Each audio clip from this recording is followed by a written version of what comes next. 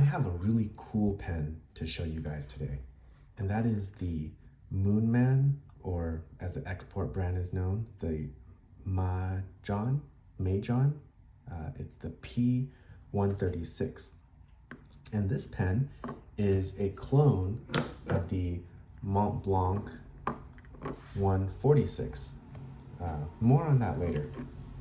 The first thing I wanted to mention is that the pen here below it is the Jowo X159. This has been a pen I've talked about previously. It's the same size as a Montblanc 149, and it has, same dimensions, but that's really where the similarities end. So compared to the Montblanc, for example, the center band is very different. The clip is a different shape, and the back, where they both have a blind cap at the end, the Montblanc is a piston filler, and the Jowo X159 is a cartridge converter pen. Very cheaply made overall, big, very pleasant steel nib, but very inexpensive, simple steel nib. So overall, cool pen. I have a video on this, I'll link it below. Cool pen, especially for well under $10 in Asia and about $10 here in the US. A lot of value, but cheap, inexpensive pen. The P136 is a whole different story. So in Asia, this pen costs between $20 and $25. So that is easily 4 times the cost of the X159. And with that, you get a very different interpretation or very different type of clone to the Montblanc. So here, this is the 146, and as you can see, they have, not only are they the same shape, like the X159 and the Montblanc 149, but a lot of the details are here as well. So if you look at the clip has exactly the same shape. The center band, while the P136 is missing the third band here on the bottom, you can see that the first 2 bands look very similar. Even the font, and I'm going to try to have the camera pick this up, but even the font that they use around the band is very similar to the font in the Montblanc, to the point where the Montblanc says Pix on their pens. I'm not sure if you can see that on the camera, but here there's a very similar logo here. It says P136. So they've really gone all out in trying to make this pen look like the Montblanc, but it doesn't stop there. When you unscrew the pen, the Montblanc pens have an ink window here. You can probably barely see this because this pen has ink in it, but this pen is brand new and uninked, and you can see it has the exact same ink window that a Montblanc does, which means this pen is actually a piston filler, just like the Montblanc pen. So that's where some of the extra cost comes from. But it doesn't stop there. This pen also is available with an upgraded nib. So this is what the nib came from, or this is what the pen came with. This is a Moonman nib. This is a Chinese made, just a very inexpensive, simple steel nib.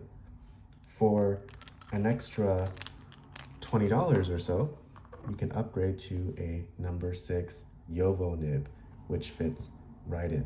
It screws right into the pen. So that is all fine and good. And just with those things alone, I think this is a really interesting pen. I'm not condoning clones or anything like that, but I think it's a really interesting pen, and it's a very different proposition than the X159, because you're paying a lot more money. In the grand scheme of things, not a lot for a fountain pen. This is about $40 in the US, about $25 in Asia. not hugely expensive in the world of fountain pens, but you get a much more, much closer experience to what you would get in the Montblanc. So if it just ended there, I would be very amused already.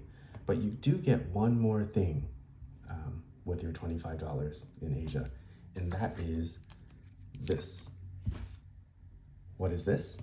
Well, this is a brass tool that comes with the pen, and you can use it to, one side takes out the nib in the front, and the other side unscrews the piston knob.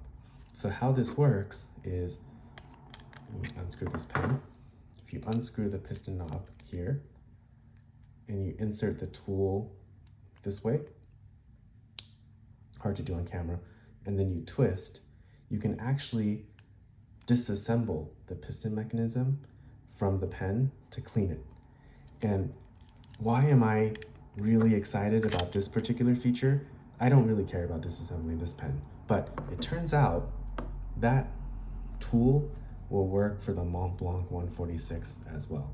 And really interesting thing, the piston, the mechanisms within these pens are actually interchangeable. So they've cloned the pen to that extent. So I think just this tool itself, if this is something that Montblanc doesn't sell, it's not the easiest thing to purchase. You can find it on eBay every once in a while, but it's not the easiest thing to purchase all the time.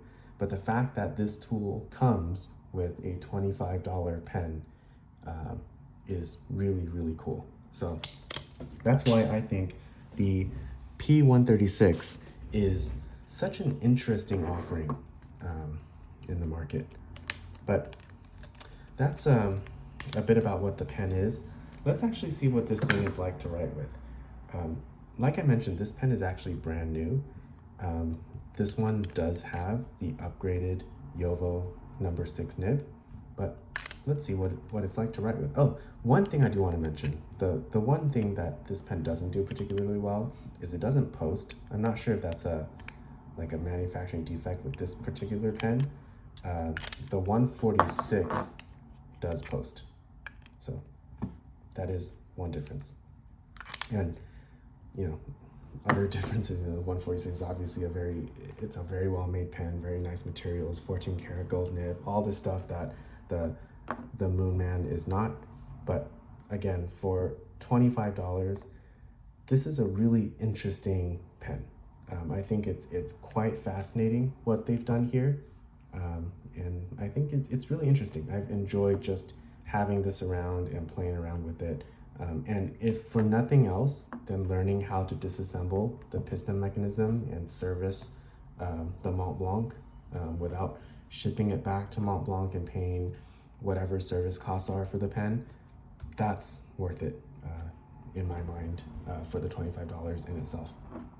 So let's see what this pen is like to write with. This is a Leuchtturm notebook. You can probably see it. That's my Sailor Pro Gear Slim review behind this page here.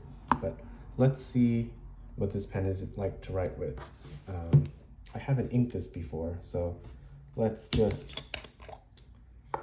for the sake of time, let's just dip this in some Pilot Blue Black ink and see what this Jowo number 6 size nib is like to write with.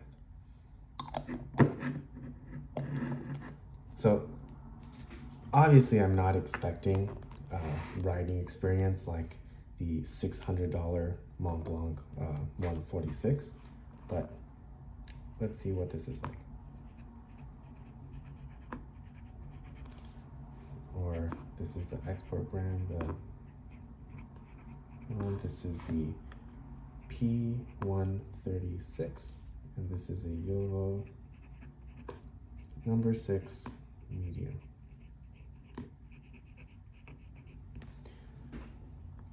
Right off the bat, this nib is really nice. It's actually a bit springy. I'm not sure if you can tell in the camera. There's a bit of bounce to it, which is not found in all steel nibs. It's very smooth, but it has very consistent feedback. Does it feel like a Sailor gold nib? No, of course not. But for a $20 upgrade over the standard Moonman nib, I think this is really quite good.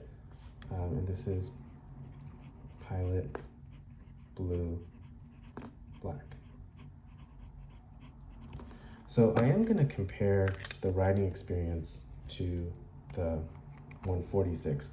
Not so much from a nib comparison. I mean, the Moonman, that Jowo nib is not as nice as this Montblanc nib for sure.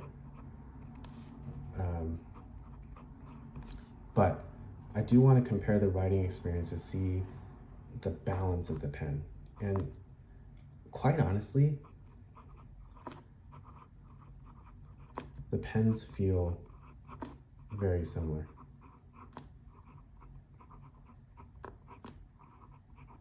This is a fine nib, and this is 14 karat, and this is Waterman Blue.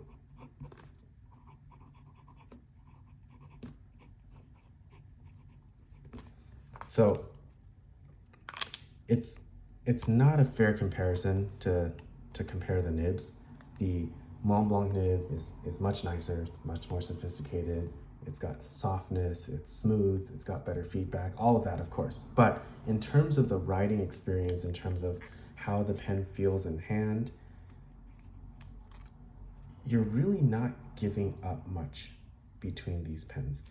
Like, even if you look at the way these pens look, they're very, very similar. Even the threading is the same, essentially. So this is a hard start there. This P136 is a very impressive pen for the money, because it's punching way above its weight class, so to speak, in terms of the experience that you get for the price. And one of the things that you feel with this pen, as opposed to the X159, which at times feels cheap because of the way, like, you can hear the creaking of the plastic. This pen is completely closed. You can hear the creaking of the plastic. There's just a feel of overall cheapness. If you look at the way that the section is made here, it's just very cheaply stamped, like very thin. It feels like plastic here. It's probably some sort of cheap metal or chrome, but it feels very cheap. You don't get any of that with the P136. Even like the piston knob, it turns, but it literally is just like nothing. It's like there's nothing here. You don't get the same feelings of cheapness with this pen. So in my perspective, in my opinion, this is well worth the $25 asking point, and it's a much closer replica of the Montblanc equivalent in size than the X159 is. So for that reasons, and taking into account that you can upgrade the nib for 20 bucks and you get a free service tool that works with Montblanc pens included in the price, this is a really interesting offering. So I've had a lot of fun looking at this pen. It's been fun to see how it writes. It's very comfortable, very well balanced, and I think they made a really good product here for the price. So hope that was fun, and I'll see you guys later.